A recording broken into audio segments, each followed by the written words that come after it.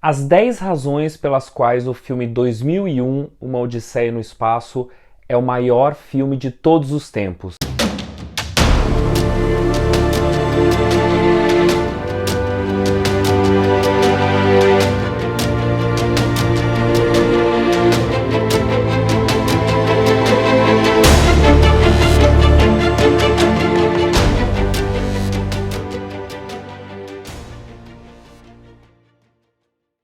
Oi pessoal, tudo bem? Hoje é o dia de explicar por que o filme 2001, Uma Odisseia do Espaço, do Stanley Kubrick, lançado em 1968, é até hoje o maior filme já feito em todos os tempos. Não só porque eu sou um grande fanático pelo Kubrick, não é isso. Eu trouxe 10 razões e vamos ver se você vai duvidar de mim e você não vai. Eu acho que você vai concordar. Mas antes, é hora, claro, de você apertar o sininho, se inscrever, porque tem novidade no canal todas as semanas. Dave, do you mind if I ask you a personal question? No, not at all. I've wondered whether you might be having some second thoughts about the mission.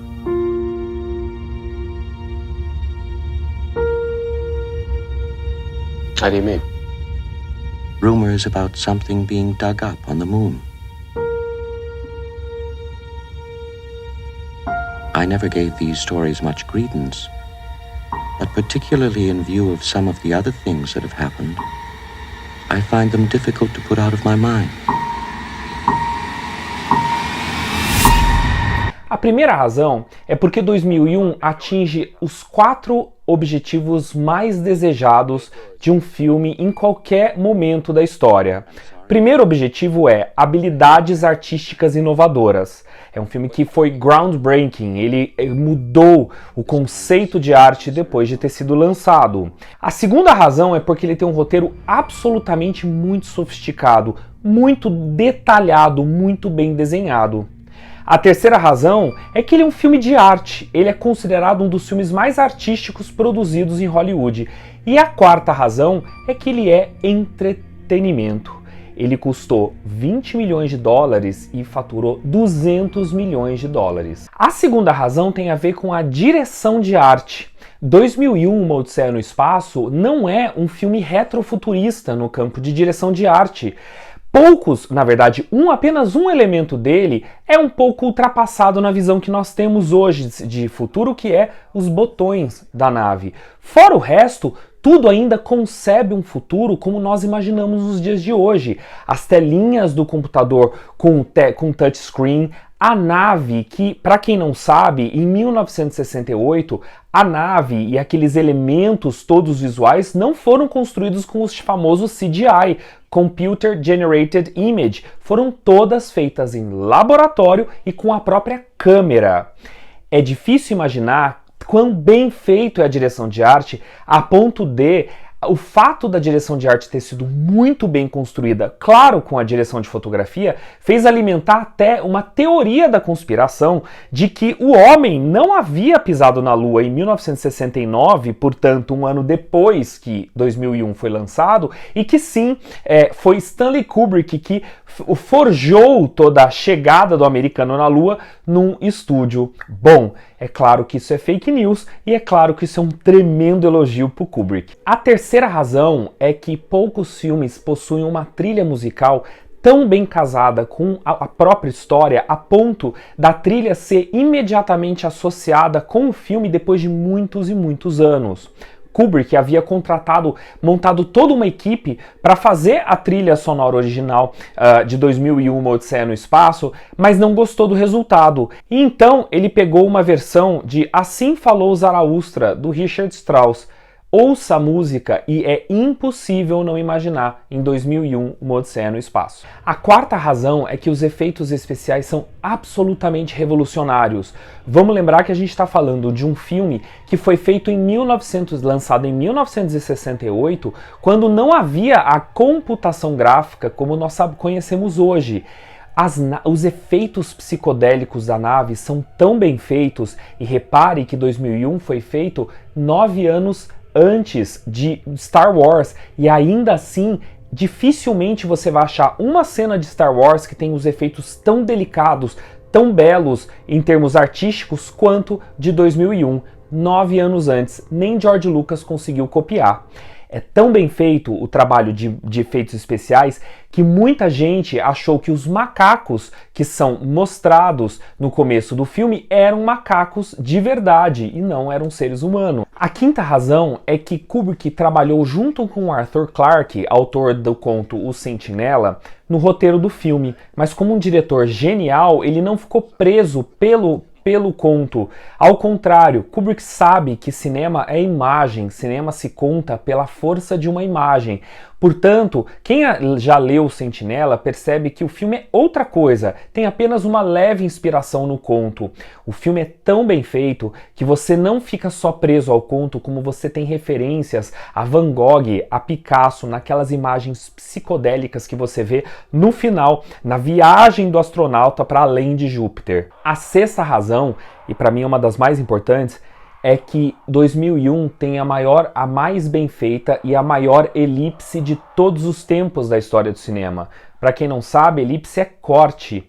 Aquele momento em que o macaco levanta o osso e ao cair o osso, joga o osso para cima e ao cair ele vira uma nave espacial, é um dos cortes mais belos e filosóficos, é o corte mais belo e filosófico da história do cinema. Porque se você percebe as cenas todas no começo, todas elas simbolizam desde o surgimento do universo até quando o homem domina a arma e para a narrativa do filme, é um estalo para que se conquiste o universo. A partir do momento em que nós dominamos a arma, passamos a matar os outros e competir pelo crescimento, a gente conquista o universo num estalo de dedo. E essa é uma elipse extraordinária. Dentro dessa razão ainda tem o tempo dramático do filme. Quanto tempo dura a história de 2001? Nós não sabemos. Desde o surgimento do universo, com aquele Black absolutamente ousado do começo da história, até a descoberta do sentido da vida. E aí nós entramos na sétima razão. Kubrick desafiou a MGM, peitou o maior estúdio de Hollywood daquele momento, ao impor não só um black, uma cena toda em escuro, com mais de 90 segundos no início do filme, o que para o audiovisual é uma eternidade, que era isso que ele queria mostrar, o quanto o surgimento do universo durou uma eternidade sem nada, em que nada acontecia, até quase 20 minutos ou mais, em que você tem várias cenas sem seres humanos e sem diálogos. E ali também ele impôs para a MGM, que ficou escandalizada com a hipótese de lançar um filme que não havia diálogo, não havia seres humanos e ainda havia um black durante quase meia hora do começo, e Kubrick peitou e vai ser assim. Nenhuma daquelas cenas poderia ser tirada, porque ela explica do surgimento do universo até o momento em que nós atingimos a inteligência. A oitava razão é que, ao contrário de absolutamente quase todos os filmes de Hollywood da época, e até um pouco até hoje, Kubrick não dá respostas, ele não garante respostas com seu filme, o que vai contra a linguagem hollywoodiana e a linguagem do cinema comercial. O que é o monolito de 2001, Uma Odisseia no Espaço? Você não vai achar uma resposta do diretor. Então, portanto, ele não dá uma resposta fechada. Há, claro, diversas interpretações. As mais recorrentes é que o monolito representa a intervenção extraterrestre no avanço da inteligência da vida na Terra, ou o monolito representa Deus, que também está acelerando a evolução da inteligência na Terra. Além disso, aquele final, não há um happy ending necessariamente, o final não é uma solução, não é explicativo. Ao contrário, o que é aquele bebê, o que simboliza aquele bebê, aquele feto no final, é o momento em que nós finalmente descobrimos o sentido da vida e de onde viemos.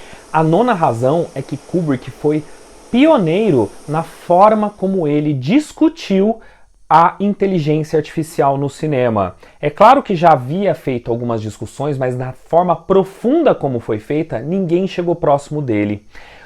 Em 2001, o Hall, que para quem não sabe, o nome faz uma referência direta a IBM, HAL, as letras que vêm antes de IBM, embora ele não tenha admitido isso, O 2001, o Hall, ele é um robô que parte do princípio de que os astronautas na nave estão fazendo um complô contra ele, ele decide por conta própria desligar as máquinas de criogenia. E depois, quando um astronauta descobre e começa a desligar, ele pede desculpas, ele se emociona, ele se arrepende e ele mente. Todas as características de alguém consciente e inteligente, algo que não há nas máquinas.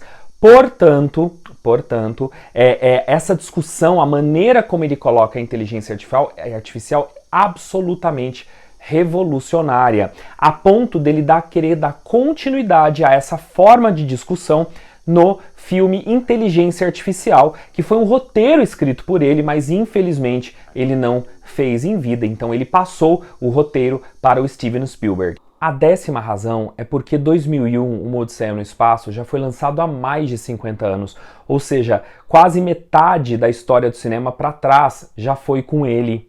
Ainda assim, 2001 ainda é um dos filmes mais analisados em teses de doutorado, em dissertações de mestrado e artigos acadêmicos.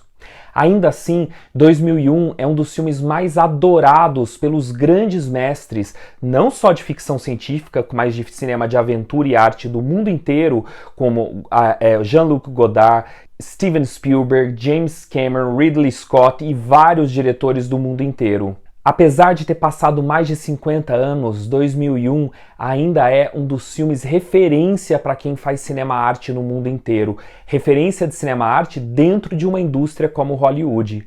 E apesar de ter mais de 50 anos, o filme não cansa de ser visto e revisto nas plataformas de streaming, nas salas de cinema com reexibições e em festivais. Nenhum filme supera 2001, Uma Odisseia no Espaço. E ninguém supera Stanley Kubrick. No cinema, Stanley Kubrick é Deus até hoje.